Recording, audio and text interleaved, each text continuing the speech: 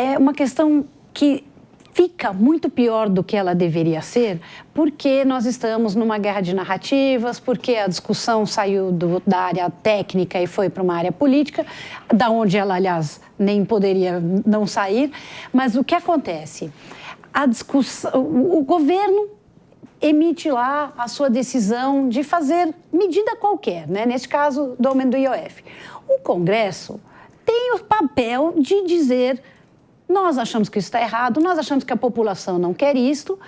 E o que ele poderia ter feito? Se ele entende que a medida administrativa estava errada, ele poderia ter ido direto ao Supremo e dito: isto aqui não vale, esta medida não tem valor, porque é um imposto que deveria ser regulatório e está sendo arrecadatório, argumentos quaisquer. O que o Congresso escolheu fazer? Vamos publicar um decreto, vamos passar uma lei dizendo não pode aumentar. E aí é que ficou a questão, porque nesta briga entre dois poderes, que é absolutamente normal e faz parte da democracia, nós temos uma tripartição de poderes, 3 poderes, e um sistema de freios e contrapesos para que cada poder evita que o outro abuse. A hora que esses dois estão brigando, quem tem o papel de decidir para onde vai caminhar o Brasil é o Poder Judiciário, é o Supremo Tribunal Federal. E aí a gente vê muita gente dizendo: vai resolver no tapetão, tá errado.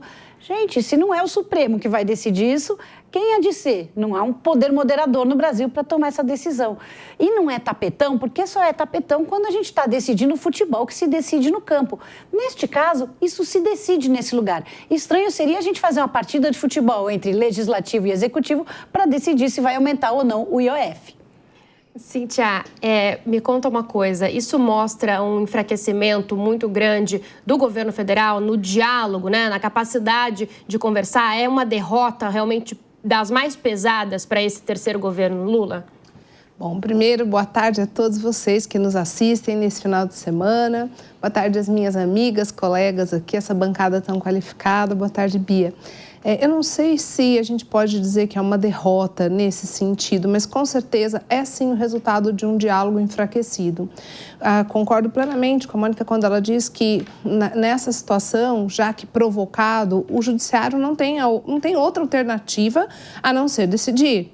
Mas ele não precisaria ser provocado na medida em que democraticamente houvesse uma conjunção de intenções em prol da sociedade. Isso poderia ser dialogado de forma positiva, não cada qual pensando na sua imagem, cada qual pensando aí nos interesses que lhes competem, mas sim no interesse da sociedade como um todo. O que é bom para o Brasil, o que precisa? Há necessidade de se contingenciar aí um pouco mais de receita, então como essa receita virá? Ou não há a possibilidade disso ser feito dessa forma, sob pena de que se enfraqueça ainda mais. O governo não é só o executivo, o governo é uma tríade, né? Então, de fato, Bia, eu vejo que isso é um sinal de enfraquecimento, uma ausência de diálogos. E onde o diálogo enfraquece, onde a gente precisa levar sempre para o Poder Judiciário, a própria democracia fica enfraquecida também, por melhor que vier a decisão do Poder Judiciário. Luciana, o presidente Lula disse, né, que não foi o governo federal, o presidente Lula e Haddad, se eu não me engano, falou isso também logo depois, que não foi o governo federal que saiu da mesa de negociação. Dá para entender essa derrubada pelo Congresso como uma saída dessa mesa de conversa que foi colocada algumas semanas atrás? Sem dúvida. Principalmente porque quando a gente vê que a oposição, os partidos de esquerda, que são contra a maioria do lado centrão do Congresso, em especial o PSOL, entra com uma ADI também questionando a decisão, eu acho que a gente tem uma rachadura muito pesada, que quem vai pagar a conta, de novo, vai ser a população, mas a gente vê que é uma questão política. Por quê? Porque a taxação, ela visa quem? Os mais ricos e não os mais pobres. Então, quando você pega sobre operações financeiras com cartões de crédito, compra no exterior, troca de moedas, quem vai pagar sobre a tarifação sobre o VGBL não vai ser a classe mais pobre, e sim a classe média. E aí, a gente acaba caindo em um problema político. Então, eu vejo um enfraquecimento por parte do governo com a parada dessas negociações. Agora, nós temos uma série de situações que vão começar a surgir a partir disso, até porque, quando a gente pega a ADI do PSOL, o ministro relator é o Alexandre de Moraes. Isso vai trazer para o governo aquela nova desconfiança contra o governo. Há uma imparcialidade por parte do ministro? Não há? O governo está junto? O governo está junto? Então, eu acho que o presidente Lula, basta ver as pesquisas que estão aí. Há todo o movimento para a derrubada do presidente. E quem paga é o país, a população brasileira. Patrícia, do ponto de vista econômico, como que a população ou como que isso reverbera para o governo federal? O ministro da Fazenda já disse que sem essa medida não tem como cumprir a meta fiscal, né? Sim, por causa da prorrogação, né, da desoneração da folha para 17 setores da empresa, foi necessário, do ponto de vista do governo, essa atitude em relação ao IOF, né? Porque ele vinha pelo governo anterior, né, no sentido de zerar até 2028, e com o governo atual se entendeu que poderia se retomar, então voltou para a alíquota de 2022, né, tanto para a pessoa física quanto para a pessoa jurídica. Isso tem um impacto dos tomadores de crédito, então afeta também as empresas, né, tanto na indústria, no comércio, no setor de serviços, e também a pessoa física que precisa tomar empréstimo. Quanto mais caro tiver a possibilidade do crédito, isso tem uma repercussão também no consumo e tem um impacto em toda a economia, né? Encarece o valor do dinheiro, né? O IOF, que vinha, como eu disse, numa trajetória de baixa, houve um retrocesso nesse sentido, tentando aí aumentar a arrecadação, né? Saindo da função de regulação do IOF para um viés arrecadatório, sim. Mônica queria completar. Eu queria, porque vocês estavam comentando aí da derrota e do aspecto de sair da mesa de negociação, e eu queria só lembrar para quem está acompanhando que esse projeto que foi apresentado e que foi derrubado no Congresso já era um projeto negociado. Ele já tinha sido alterado uma primeira vez imediatamente naquela mesma noite, depois uma segunda vez. Então, é essa sensação de que houve uma negociação e que na hora H eles falaram, não, dane-se as favas da negociação, a gente vai fazer um decreto e não vai mais acontecer. E em relação ao impacto, é importante lembrar que é um imposto regulatório que funciona um pouco como assim, o imposto de importação. Você aumenta o imposto de importação quando você quer que as pessoas importem menos. Então, é um imposto que é feito para mudar o comportamento das pessoas. E nesse sentido, como ele vai impactar as operações financeiras, ele sim muda o comportamento, ele impacta para todo mundo, e aí a argumentação de que é um imposto que é só para ricos, ela acaba caindo por terra, porque não existe um imposto regulatório que é só para uma parcela. Ele vai regular o comportamento de todo mundo, e nesse caso já está explícito que ele vai sim ter uma função arrecadatória, que tudo bem, a gente sabe que o governo arrecada com o imposto de importação e com os outros impostos regulatórios, o que não pode é usar a desculpa do regulatório para arrecadar mais dinheiro, já que não estão fazendo os cortes que tinham que estar fazendo. E aí, Cíntia, isso obriga o governo a caminhar numa direção do corte efetivo de gastos?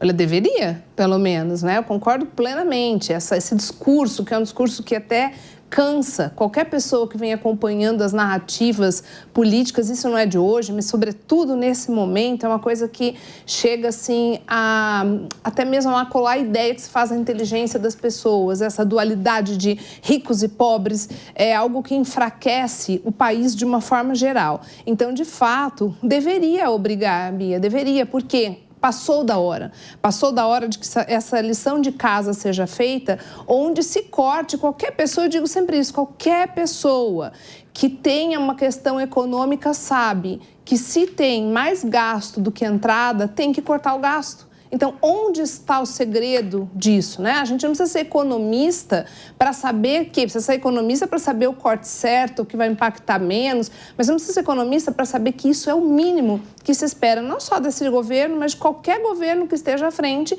de um país onde há um déficit. É uma coisa óbvia. Pensando em 2026, a gente sempre termina falando de 2026, como que fica a situação, Luciana, tanto para o presidente Lula quanto para o ministro da Fazenda? Alguém sai mais abatido dessa história, digamos assim? Eu acho que ambos. Tem sido muito questionada porque falaram que eu ando pegando demais o pé do Haddad. Ele recebeu um questionamento essa semana de um jornalista, ele falou que nós vamos ter um superávit em 2026 de 0,25% no crescimento do PIB, algo em torno de 31 bilhões de reais. E a minha pergunta vem, será que ele sabe o que está acontecendo? Porque quando vem o AGU e fala que o presidente Lula está atuando em defesa do presidencialismo, a gente vê índices terríveis aí de pesquisas para uma eleição presidencial em 2026. E aí a gente pergunta, o ministro, será que ele está concatenado com o que está acontecendo? Ele está falando a mesma linguagem do nosso presidente? Eu acho que não, porque empresários estão se matando para manter com as suas portas abertas, pagando seus impostos, mantendo postos de trabalho, enquanto a gente tem um ministro perdido, um presidente mais perdido ainda, que nós vamos entrar, não quero invadir o tema daqui a pouco, que sai do Brasil para um evento importante para assumir a presidência do Mercosul e vai visitar uma presidiária condenada por corrupção há 6 anos e que teve seus direitos políticos cassados. Essa é a situação do nosso país, é a gestão que nós temos. Então, eu acredito sim que o impacto será muito negativo. Patrícia, o que a gente pode esperar do Judiciário? O ministro Flávio Dino disse, por exemplo, num evento na Europa, que já sabe como vai votar, que esse era um tema que não precisava nem de 5 minutos de discussão e de pensar. Então, me parece que colocou ali como um tema simples de resolver. Dá para a gente ter uma ideia do que vai ser falado ou é impossível até agora? Olha, por outro lado, o ministro Fernando Haddad ontem deu uma esperança de uma negociação ali, né, entre as partes envolvidas nesse processo. Porque o melhor caminho é que isso não fosse judicializado, embora seja possível ser judicializado, né? Mas o melhor caminho é o da articulação política, que deveria ter continuado, né, e não ter se encerrado nesse... Por outro lado, também... há uma necessidade do governo atual de governar, né? Enfim, cada um fazendo seu papel, né? O presidente, né, tentando que esse decreto seja realmente possível e o Congresso negando e nesse meio tempo faltou diálogo. Mas eu ainda acredito que mesmo apesar inicialmente ser uma DPF pelo PSOL e depois se tornar ADI aí pela adaptabilidade que a ministra Carmen Lúcia fez, né? Mas a AGU agora entrou com uma ação direta de constitucionalidade de todos esses instrumentos aí. Eu ainda acredito que ainda é possível que se tenha um consenso nessa solução, porque é melhor para o governo, é melhor para todos os envolvidos pensar no que é melhor para a sociedade. Você também acha, Mônica? Eu não acho que faltou diálogo, não. Eu acho que faltou foi vergonha na cara e senso cívico. Porque aí agora eles vieram com uma narrativa, com uma campanha gigante, com não sei quantos influenciadores montando sites do nós contra eles, como se fosse uma disputa de ricos contra pobres. E isso, gente, é quase criminoso, é covardia, porque coloca pessoas que não têm interesses antagônicos. É falso dizer que o rico quer que o pobre fique mais pobre e que o pobre quer que o rico deixe de ganhar dinheiro. O empresário brasileiro, ele quer que os seus funcionários tenham saúde, tenham educação, sejam capacitados, tenham segurança para chegar no seu trabalho sem ter medo, tenham transporte. Então, essa dicotomia, ela é falsa. E o governo esquece que a responsabilidade de fazer cortes começa em si mesmo. Eles poderiam cortar emendas, super salários, privilégios, todo tipo de benefícios, mas não, é muito mais fácil para o governo dizer, vocês aí, um está querendo tirar do outro. Não, existe uma solução que não passa nem por cobrar mais impostos, nem pela redução de políticas sociais. Ela passa por um mínimo de certeza de enxugar os seus próprios gastos, olhar para si mesmo, cortar na carne, e aí a gente vai começar a falar de gestão e sustentabilidade. E não precisa virar um contra o outro. Diga, Luciana. Olha, pegando o gancho do que a Mônica falou, nós não podemos esquecer que quem sofre é a população carente. Esse é o ponto principal, crucial. Só que com essa história do IOF, que vem se estendendo desde lá de trás, outros temas importantes acabaram sendo fatiados. Por exemplo, voltando um pouquinho, nós tivemos a história do INSS, que foi lá fatiado pelo ministro Flávio Dino, segundo dizem aí a questão das investigações que está sendo analisado pelo Poder Judiciário. E aí nós pegamos agora o tema da IOF e as coisas vão passando e nada tem solução. A grande preocupação neste momento temos um déficit, com a não aprovação são 12 bilhões a menos para os cofres públicos só nessa gestão, neste ano, e as contas do governo precisam ser aprovadas. A lei de improbidade administrativa está aí. A grande preocupação que há é com 2026. Primeiro que o PT não tem candidato. O único candidato que tem é o presidente Lula. O Haddad, que já cogitou no passado, que não deu em nada e não vai dar em nada agora, porque nem a população mais carente, que não tem comida na mesa, não aguenta mais. Então não é falar... Alguns podem entender que é um discurso direita, esquerda. Não, é a realidade do país. Saia na rua e vá aos mercados. Converse com as pessoas na rua. Nós precisamos de um governo que entenda as necessidades da população, que nos tragam resposta de inúmeras investigações que estão aí sendo analisados, vários temas que não chega a lugar nenhum. Então, vai ser aprovado aqui, ok, quem vai pagar a conta sou eu, é você, todos os nossos ouvintes aí de baixa renda, classe média e alta. A conta vai chegar para todo mundo.